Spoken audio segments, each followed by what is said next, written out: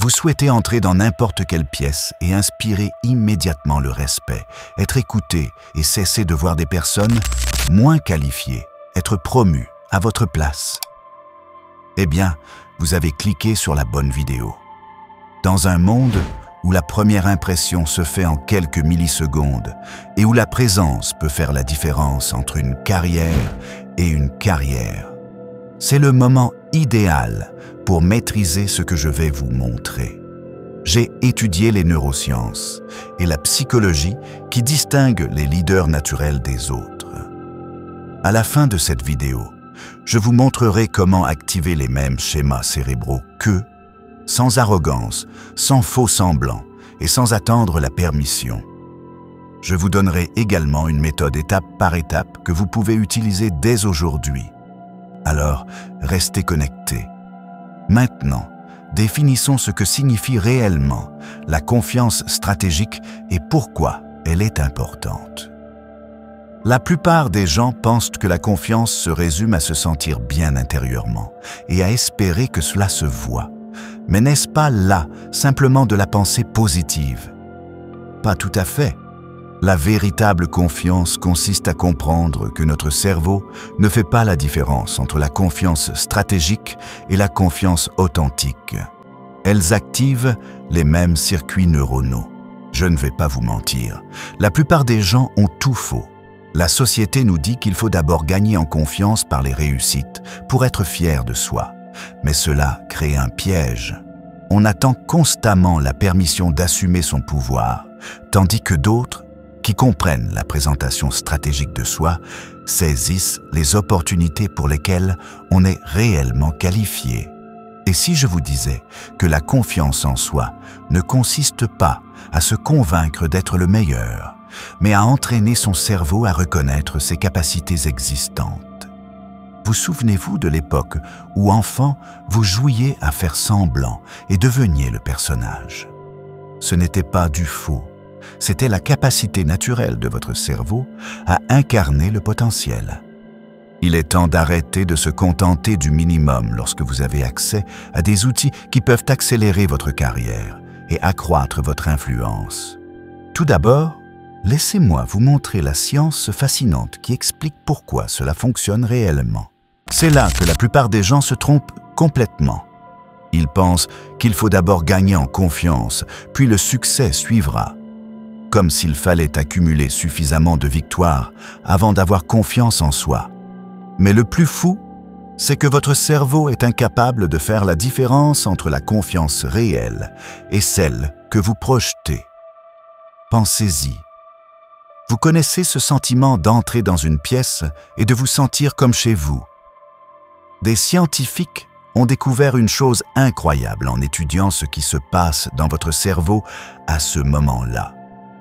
Les mêmes circuits cérébraux qui s'activent lorsque vous êtes véritablement doué dans quelque chose s'activent également lorsque vous agissez avec assurance. Votre cerveau vous récompense littéralement pour votre assurance, même si vous êtes encore en apprentissage. C'est ce que j'appelle la confiance stratégique, et il ne s'agit pas de faire semblant. Imaginez, vous êtes à un événement de réseautage et vous rencontrez quelqu'un qui vient d'obtenir son diplôme, mais qui se comporte comme s'il travaillait dans le secteur depuis des années. Il ne ment pas sur son expérience, il incarne la personne qu'il est en train de devenir. C'est la différence entre la manipulation et l'autoprésentation stratégique. Voici ce qui se passe réellement lorsque vous projetez de la confiance. Votre cerveau commence à émettre des signaux de bien-être, les mêmes que ceux que vous recevez lors de vos réussites. C'est comme recevoir une récompense pour avoir réussi. Mieux encore, le cerveau des autres reflète automatiquement ce qu'ils voient en vous. Lorsque vous agissez avec confiance, ils commencent inconsciemment à vous percevoir comme plus compétent. Mais la plupart des gens passent complètement à côté de cela. Ils pensent que la confiance en soi se résume à se sentir bien intérieurement. Or, voici ce qui compte vraiment. Votre comportement influence grandement votre impact dans une conversation. Vous en avez probablement déjà fait l'expérience.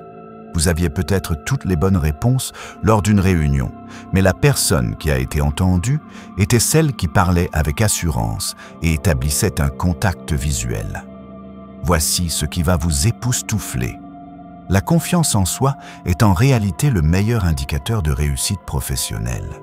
Ce ne sont ni vos compétences ni votre expérience, mais votre assurance. Je ne dis pas que les compétences n'ont pas d'importance, mais réfléchissez-y.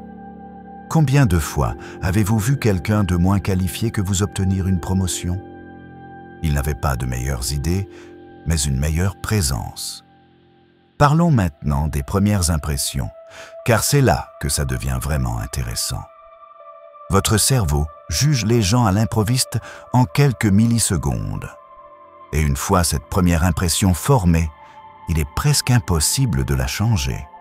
C'est pourquoi une personne qui entre avec assurance est immédiatement plus respectée qu'une personne qui arrive en traînant les pieds. Cela signifie pour vous une véritable révolution. En choisissant d'incarner la confiance en soi, vous ne vous faites pas passer pour quelqu'un d'autre. Vous activez les mêmes schémas mentaux que ceux qui réussissent utilisent naturellement. Vous entraînez votre cerveau et celui de tous à voir votre potentiel avant même que vos antécédents ne soient révélés. Le plus beau dans tout ça, il ne s'agit pas de devenir arrogant ou de marcher sur les pieds droits des autres. Une véritable confiance en soi permet d'améliorer ses relations avec les autres, car sans chercher désespérément à faire ses preuves, on peut se concentrer sur l'entraide. La question n'est donc pas de savoir si vous devez projeter de la confiance, mais plutôt de savoir si vous allez commencer à utiliser le système de réussite intégré de votre cerveau ou si vous allez continuer à attendre que le monde vous en donne la permission. Maintenant que vous comprenez que votre cerveau récompense les comportements confiants, parlons du système qui permet à cela de fonctionner dans la vie réelle. Car le problème, c'est que vous ne pouvez pas maîtriser la confiance en vous-même avant de vous maîtriser vous-même. Imaginez, vous êtes en réunion avec votre patron et il y a cette personne qui semble toujours calme et maître de la situation. Même quand les choses tournent mal, elle ne panique pas. Tout le monde se tourne vers elle pour obtenir des conseils. Vous voyez quelqu'un qui maîtrise son jeu intérieur et qui rayonne vers tous les autres. Les scientifiques appellent cela l'effet miroir. En gros, quelle que soit l'énergie que vous apportez dans une pièce, les autres la copient inconsciemment. Si vous êtes anxieux, les autres se sentent tendus. Si vous êtes confiant, les autres se sentent plus rassurés. C'est comme une contagion émotionnelle, mais dans le bon sens du terme. Alors, comment contrôler votre état intérieur? Cela commence par la façon dont vous vous parlez. Voici un fait fascinant. Face à la pression, les personnes qui réussissent ne disent pas « je peux gérer ça ». Elles disent plutôt « tu peux gérer ça ». C'est comme se donner des conseils, comme à son propre meilleur ami. Ce simple changement aide réellement votre cerveau à rester calme en situation de stress. Mais c'est là que la plupart des gens se trompent. Ils pensent que la confiance en soi se résume à se sentir bien dans sa tête. Ce n'est que la moitié du chemin. Ce que l'on ressent intérieurement influence profondément notre comportement, et c'est ce que les gens perçoivent réellement. Permettez-moi de décomposer les 4 piliers de la présence authentique. Premièrement, corrigez votre discours intérieur. Lorsque vous vous surprenez à penser « je n'ai rien à faire ici », changez-le immédiatement en « tu es là pour une raison ». Votre cerveau croit ce que vous lui dites. Deuxièmement, occupez-vous de votre espace. Vous savez comme certaines personnes attirent l'attention dès leur entrée? Elles se tiennent droites, occupent l'espace et utilisent leurs mains pour parler. Ce n'est pas juste pour la beauté, ça vous donne aussi plus de confiance en vous. Imaginez la pose de Superman, mais en plus naturelle. Troisièmement, maîtrisez le contact visuel. Voici une règle simple. Maintenez le contact visuel pendant environ 7 secondes à la fois. Suffisamment longtemps pour montrer que vous êtes intéressé, mais pas trop longtemps pour ne pas devenir bizarre. La plupart des gens fixent le sol ou le fixent trop. Trouvez le juste milieu. Numéro 4. Contrôlez votre voix. Votre ton a bien plus d'importance que vos mots. Parlez plus lentement que vous ne le pensez. Baissez légèrement le ton et marquez une pause avant les points importants. Imaginez que vous expliquez quelque chose à un ami qui a vraiment besoin de votre aide. Voici ce qui est vraiment génial. En projetant de la certitude, vous ne faites pas que vous aidez vous-même. Vous mettez également tout le monde à l'aise. Les gens ont besoin d'orientation claire et d'un leadership confiant, même dans les petites interactions. Je ne vais pas vous mentir, au début, c'est gênant. Vous pourriez avoir l'impression de faire semblant. Mais la vérité est que ce sentiment désagréable est dû au fait que votre cerveau se reconfigure. Il dépasse votre zone de confort actuelle. Vous vous souvenez de ce que nous avons appris dans le chapitre précédent. La confiance vient avant le succès et non après. Vous n'attendez plus la permission. Vous maîtrisez l'énergie que vous déployez dans chaque situation. Les personnes qui maîtrisent cela ne progressent pas seulement dans leur carrière. Elles deviennent également la personne vers laquelle les autres se tournent naturellement pour obtenir un leadership. Bon, maintenant vient la partie amusante, la mise en pratique. Connaître la théorie est une chose, mais arriver à sa prochaine réunion et prendre les choses en main, c'est là que la magie opère. Laissez-moi vous donner un système étape par étape que vous pouvez commencer à utiliser dès aujourd'hui. Tout d'abord, votre rituel matinal de confiance. Avant toute interaction importante, prenez 5 minutes pour vous mettre en condition. Tenez-vous droit, les épaules en arrière. Occupez-vous de l'espace.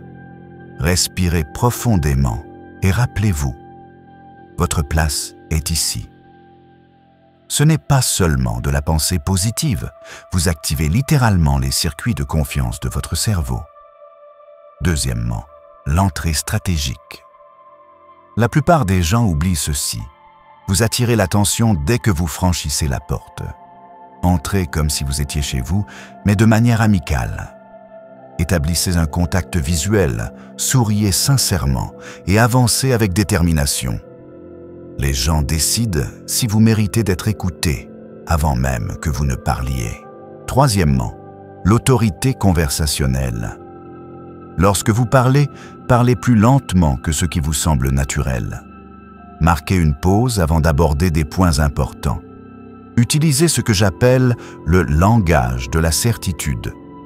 Au lieu de « je pense que nous devrions peut-être envisager », essayez plutôt « voici ce que je recommande ». Vous remarquez la différence? Vous n'êtes pas agressif, juste clair. Quatrièmement, utilisez le silence stratégique. C'est probablement l'outil le plus puissant dont personne ne parle. Lorsqu'on vous pose une question, marquez une pause de 2 secondes avant de répondre. Cela montre que vous êtes réfléchi et incite les gens à se pencher pour entendre ce que vous allez dire. Le silence capte l'attention mieux que n'importe quel mot. Maintenant, laissez-moi vous mettre en garde contre les 3 plus grosses erreurs que les gens font lorsqu'ils essaient ce genre de choses. Le novice essaie 1 ou 2 fois, se sent mal à l'aise et abandonne. Il envoie des signaux contradictoires car il est incohérent. Si vous décidez de le faire, engagez-vous pour au moins 2 semaines. L'obsessionnel va trop loin et devient arrogant. Il confond confiance et mépris. La véritable confiance en soi élève tout le monde, sans pour autant rabaisser personne. Le colon démarre fort, mais retombe dans ses vieilles habitudes lorsque les enjeux augmentent. Il est confiant dans les situations calmes, mais se dérobe quand c'est vraiment important. C'est précisément dans ce moment qu'il faut redoubler d'efforts. Voici un atout majeur de notre monde moderne. Vous pouvez désormais pratiquer ces techniques virtuellement. Enregistrez-vous lors d'appels vidéo. Soyez attentif à votre langage corporel. Améliorez votre contact visuel avec la caméra. Même votre présence numérique compte aujourd'hui. Mais voici le geste avancé qui distingue les pros des autres. Apprenez à décrypter la pièce. Lorsque vous entrez, observez rapidement qui a le plus d'influence. Comment se tient-il? Comment parle-t-il? Reflétez son énergie, mais apportez votre touche personnelle et authentique. Ceux qui maîtrisent cette approche ne se contentent pas d'être promus. Ils deviennent naturellement suivis. Ce sont eux que l'on consulte pour obtenir des conseils, ceux qui sont invités aux conversations importantes. Vous vous souvenez de notre point de départ. Votre cerveau ne fait pas la différence entre la confiance stratégique et la confiance réelle. Eh bien, après quelques semaines d'application régulière de ce système, il n'y aura plus de différence. Vous n'agirez plus avec confiance, vous serez simplement confiant. La question est, êtes-vous prêt à devenir la personne que vous avez toujours eu le potentiel d'être? Ou allez-vous continuer à attendre que quelqu'un d'autre vous donne la permission? Vous souvenez-vous quand je vous ai demandé si vous vouliez inspirer le respect partout? Eh bien, voici ce que nous avons découvert ensemble. La véritable confiance ne consiste pas à convaincre les autres que vous êtes le meilleur, mais à activer les mécanismes naturels de la réussite de votre cerveau pour devenir le leader vers lequel les autres se tournent naturellement. Vous avez appris la science, maîtrisez le cadre interne et disposez désormais d'un système pratique que vous pouvez utiliser dès aujourd'hui. La confiance stratégique, tout comme cette capacité enfantine à faire semblant, n'est pas une question de perfection ou d'amélioration constante, mais plutôt de dévouement. Aussi cliché que cela puisse paraître, la réussite vient vraiment de l'amour du cheminement qui mène à la personne que l'on est censé être, et non de la tentative désespérée de faire ses preuves. Impliquez-vous dans le processus. Votre rituel matinal de confiance, votre dialogue intérieur stratégique, votre présence authentique à chaque interaction. Assurez-vous de rester cohérent avec le système, car votre cerveau se réorganise littéralement à force de répétition. Mes amis, la pratique, l'expérience et le travail acharné, alliés à la persévérance, surpassent toujours le talent seul. Vous disposez désormais des mêmes atouts qui distinguent les leaders naturels des autres. Votre cerveau ne fait pas la différence entre confiance stratégique et confiance authentique. Après un entraînement régulier, il n'y aura plus de différence. Vous n'agissez plus avec confiance, vous vous entraînez à l'être. Merci d'avoir regardé. Abonnez-vous pour plus de contenu sur la maîtrise de votre psychologie et l'accélération de votre influence. N'hésitez pas à laisser un pouce bleu si cette vidéo vous a aidé à voir la confiance sous un jour totalement nouveau. À la prochaine. Paix à tous.